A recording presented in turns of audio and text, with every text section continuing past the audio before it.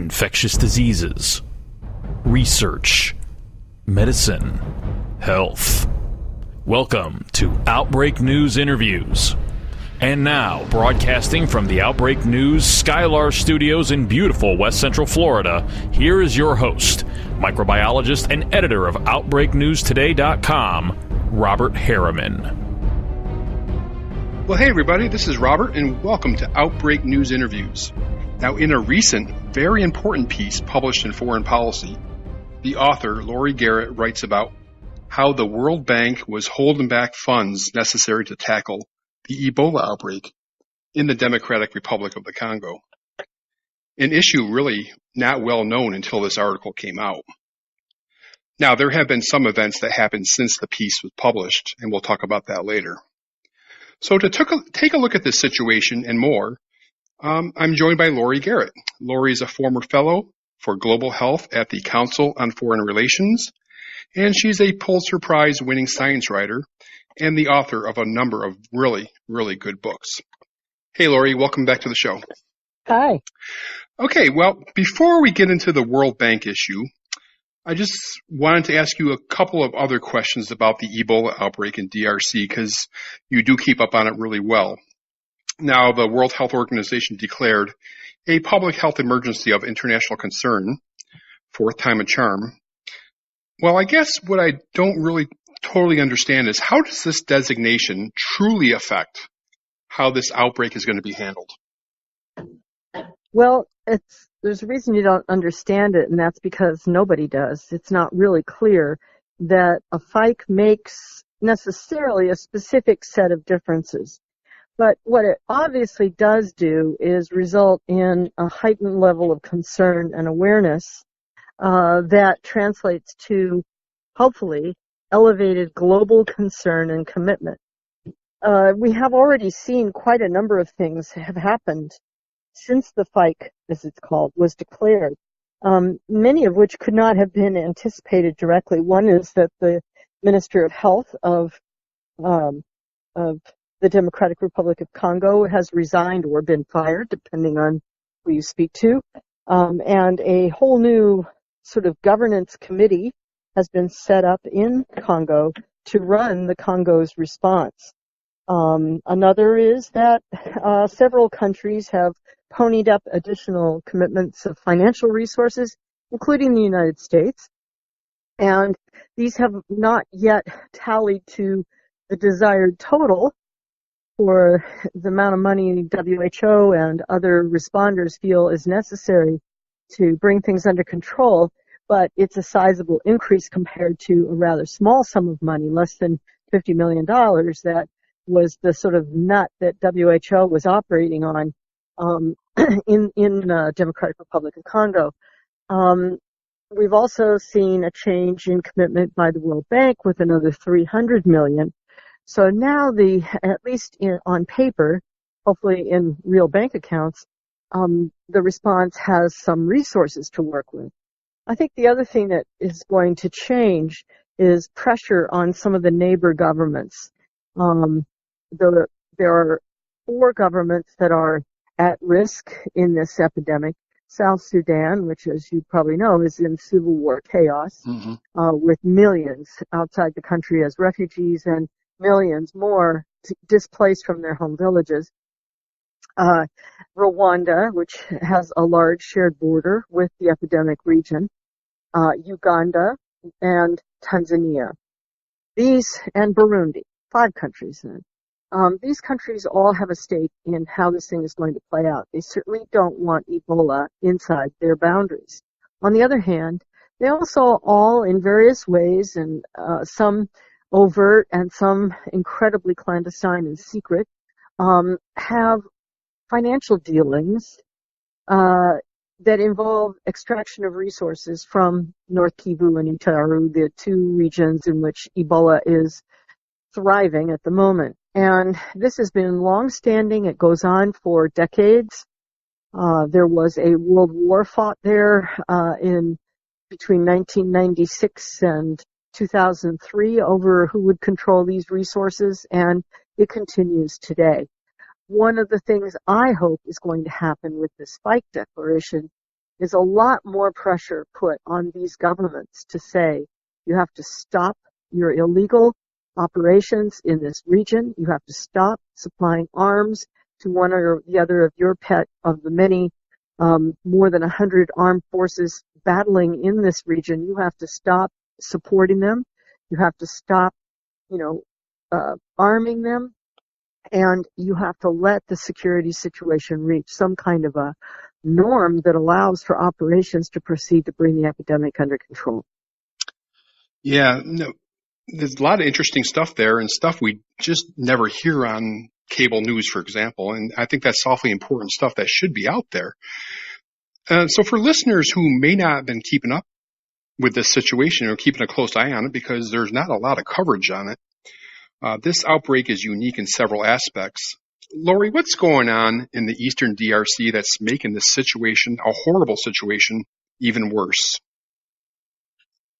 Well, Eastern DRC has, one great asset, which is also its greatest challenge, and that is that in the ground is a vast resource of minerals and gems and oil, all desired by parties all over the world.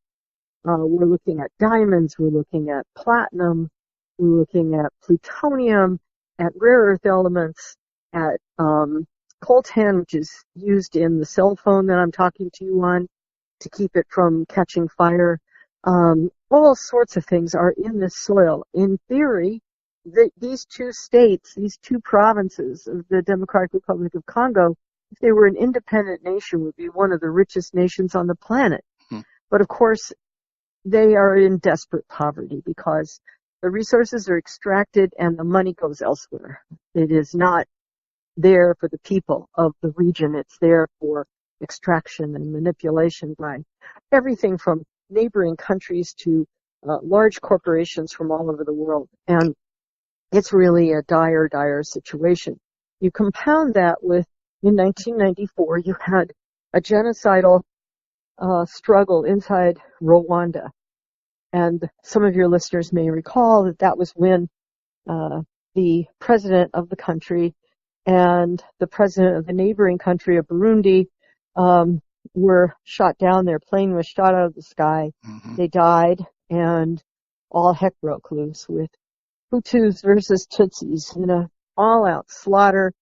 Hundreds of thousands of Tutsis were killed. Many of the Hutu, as Paul Kagame's led Tutsi-dominated army, took power in Kigali. Many of the Hutus fled, having been involved in genocide and fearing retaliation, and ended up in the North Kivu area.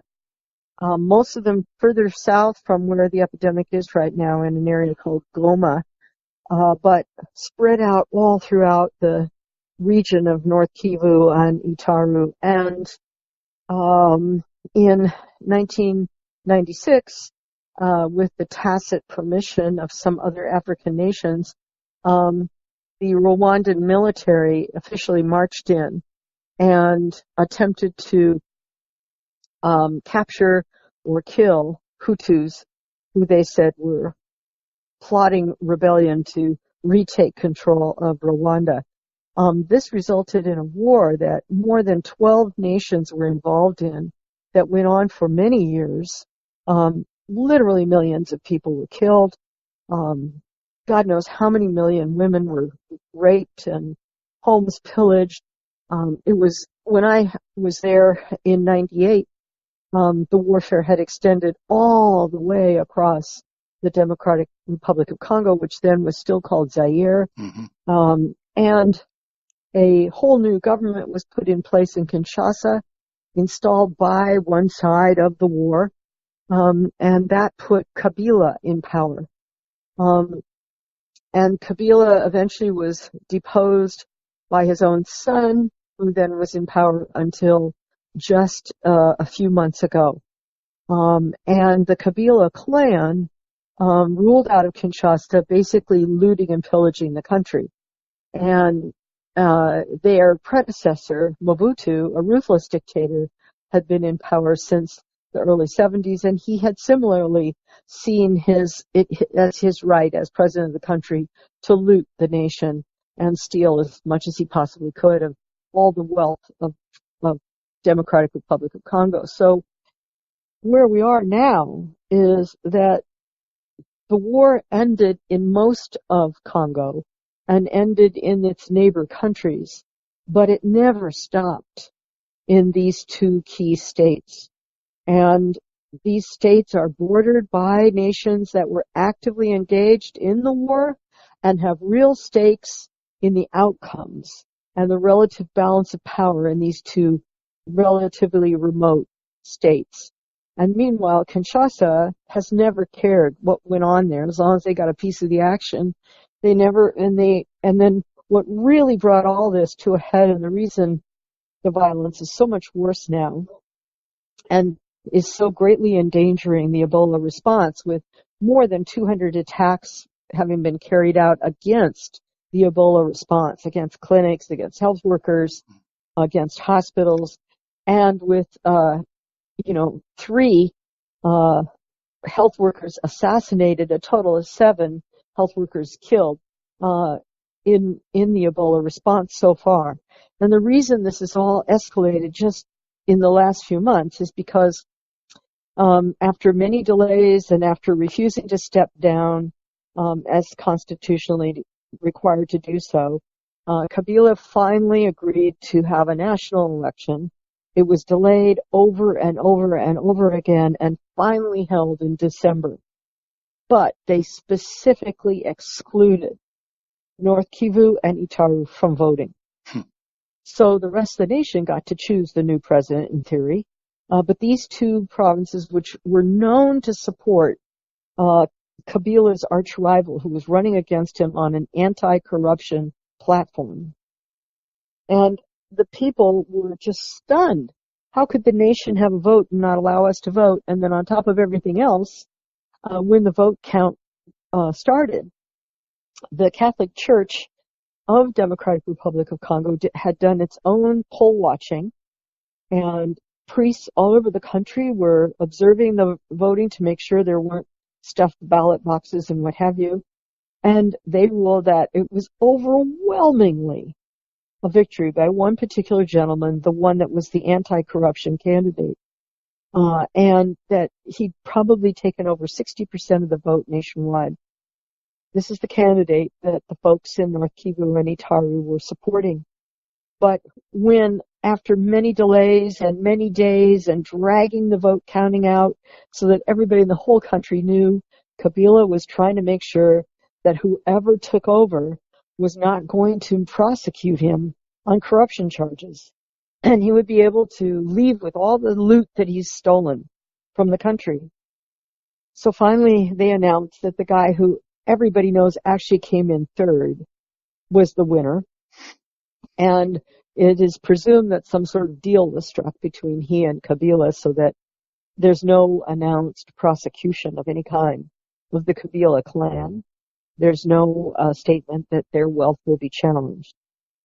So in the Ebola zone, everybody looked at this and said, okay, not only were we not allowed to vote, but this was clearly a hijacked election, a crook one. It's not one of ours. We know he didn't really win. He's not the one we supported. So now we think this whole Ebola thing has been used to keep us from voting. And it's been used to keep the Kabila clan tacitly in power. And so this is all a plot. It's not real. The virus won't really kill you. This is all these foreigners working in collusion with the former Kabila corrupt clan, and so let's attack them. Wow, what a mess. Okay, let's switch gears to another issue. Let's talk money, which is essentially the main theme of your very important article. Laurie, what's the Pandemic Emergency Financing Facility, or the PEF?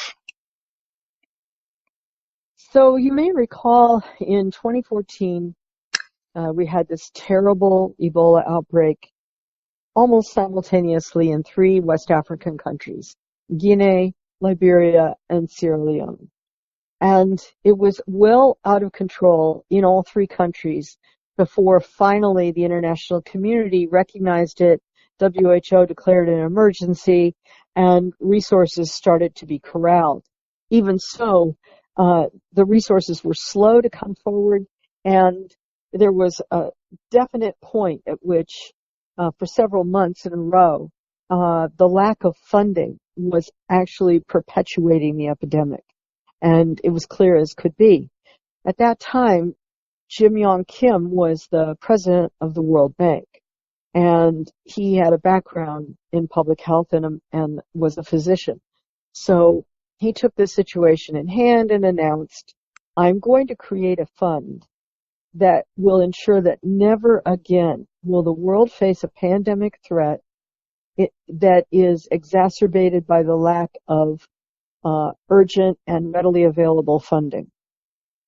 And so he announced that there would be $2 billion sitting somewhere at the bank to deal with things.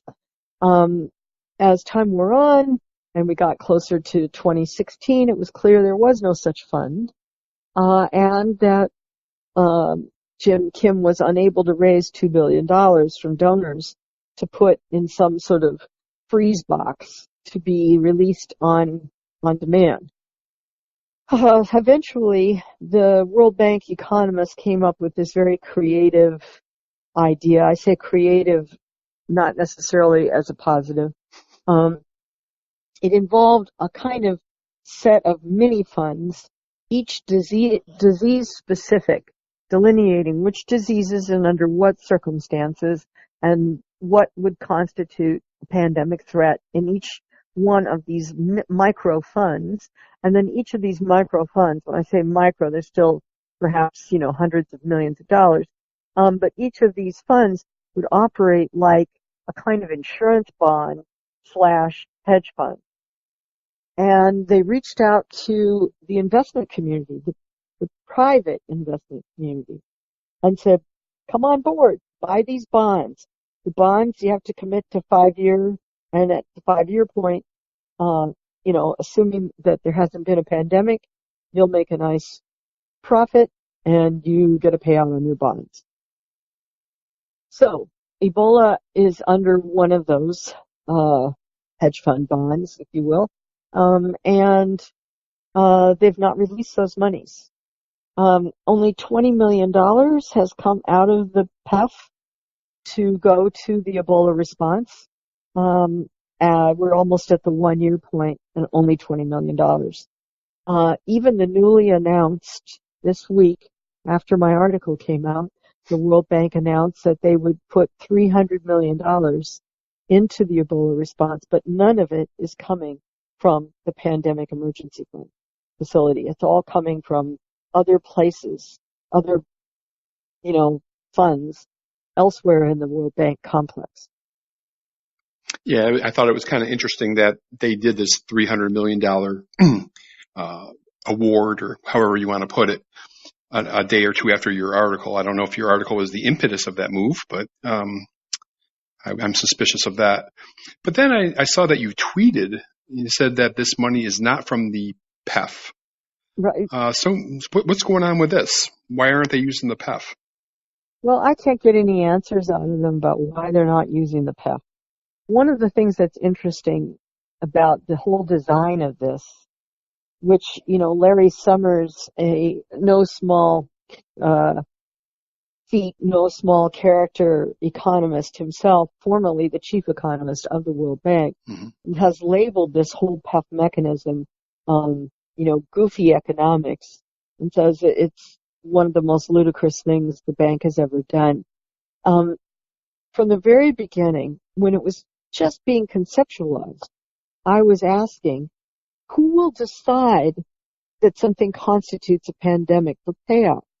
What are the triggers? Who decides? Is it WHO? Is it the World Bank?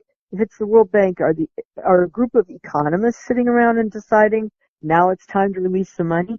What's the basis for making such a decision? They've never really released that information, and I think they actually don't know. I mean, I don't think anybody's malevolent in this picture, but I think it is really incompetent. It is a crazy, crazy design. It probably will never be repeated in any form, not just at the bank, but at any philanthropic or donor institution, because it just doesn't make any sense. If I'm one of the investors, let's say I'm, the Garrett Trust, and, my Garrett Trust is worth $1 billion, and I decide that I'm going to take 40 million of that and let it ride in a safe bond investment outside the market vagaries, right? So, okay, that's just 40 million. I'll park it over here. And in 5 years, we'll grab our payout and off we go. We'll do something else with that 40 million, which by then hopefully will be 50 million. Well, it's not in my interest to see you declare that there's an epidemic. Gotcha. Yep. Well said. Well said. Now, Laurie, you wrote in your article at the time that the World Bank must be held accountable. I guess, do you still feel that way? And if so, how do we hold them accountable? Well, I am thrilled that they've come up with $300 million, whether it came from somewhere else or not. I think that's great. And that lowers the bar of accountability quite a bit. But we still need an answer. What is this pandemic fund? Mm-hmm. And what are the circumstances for release? Because at this point, none of that is transparent. And it just looks like a parking lot for, major investor currency to put it in a safe place, during times when you're not sure what's going on with the market.